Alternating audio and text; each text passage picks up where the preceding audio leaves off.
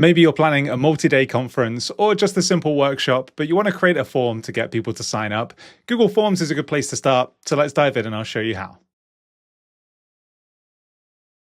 To create a blank Google form, we're going to go to forms.new. So here's what a default Google form looks like when you're starting from scratch. The first thing I'm going to do is give it a title here. I'm going to type event registration form. And I'm also going to click up at the top here so that the file has a name in my Google Drive. And the first thing you probably want to add is a description so that people can see what the event's about, like this. And then we're going to start adding questions. Now we add questions using this toolbar on the right-hand side, but we do already have one that's put here. So I'm going to click where it says untitled question, and I'm going to start by asking for the person's name, like this. And Google Forms will look at your question that you put in, and it has automatically changed the question type this time around. But if I wanted to, I can click here where it says short answer and see all of the different question types. Now to add another question, I click this plus button on the toolbar, and now I'm going to ask for their email address, like so. Again, it changed the question type. Going to click the plus button again to add another question. This one's going to be a multiple choice question where I want the person to select the package that they want for the event. So I type in the question like this, and I can put in the different options for the answers. So I click where it already says option 1 and put the first one in. I'm going to add another one by clicking the gray add option text here, and add the third and final option, again clicking the gray add option text, like so.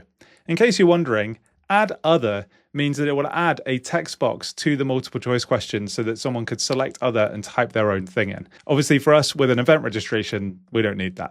Now I'm going to add one final question again by clicking the plus button, and we're giving out t-shirts at this conference. So I'm going to put t-shirt size. And you see when I type something like this, Google Forms actually suggests some potential answers. I'm going to click add all, and it's putting the options in for me. Now I want to make sure that every person that fills out this form completes every question. So I'm going to go back through the questions now and click on this toggle where it says required.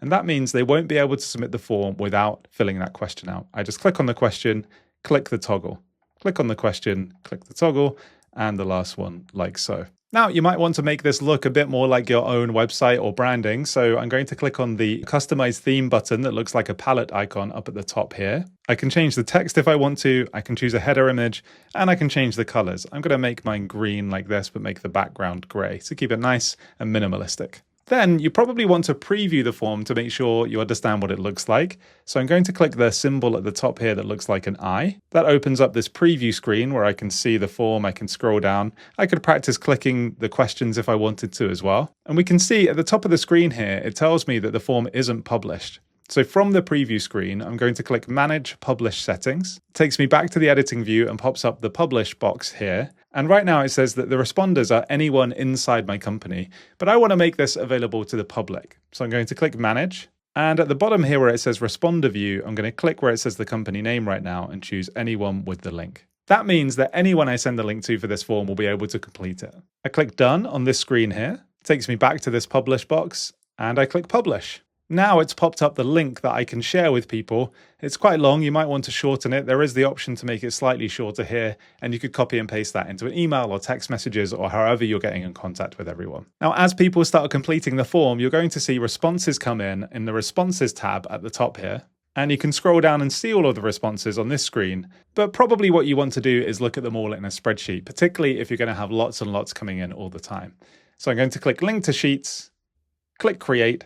And that creates and opens a spreadsheet where as people fill out the form, new responses will come into this sheet automatically. So that's how you can create a basic event registration form in Google Forms, but you might be wondering how you could collect payment, for example. Well, you can't do that built into Google Forms, but you can in Jotform. So let's take a look at how you could do a similar form, but with more functionality in Jotform. The first thing to know about Jotform is that they have thousands and thousands of templates for all different types of things. This is a page just with registration form templates. So I'm going to choose one of these as a starting point to save me building everything from scratch like I did in Forms. And you can get started with these at the link in the description. So I can see there's a conference registration form here. It has payment at the bottom. If I want to, I can click to preview it like so, have a look through it, and then I click Use Template.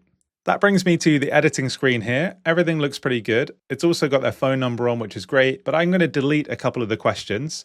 So I click on the question that I want to delete and I can remove it. And I also don't need to capture their address either, so I'm going to delete that one. But you can see how address is formatted all in one field that you could drag and drop into the builder here. And if you want to add any elements, perhaps that question about t-shirts, for example, I click on Add Element over on the top left here, and I can choose from these basic form elements here, or I can go across to payments, which we'll look at in a second, and other widgets as well. Now, I just want to insert a single choice question here. So I click and I drag that question over here, t-shirt size like so, and then I can click to type in the options here. Now, if I scroll down the form, I've actually got this My Products question, and I've got tickets listed for the event, because on Jotform, I can take payment as people submit the form. So another way that I could do these t-shirts is I could add them as a product to this question. It's really easy. I just click Add Product. What I'm actually going to do is click the Settings gear on the right-hand side here to pop out the side panel.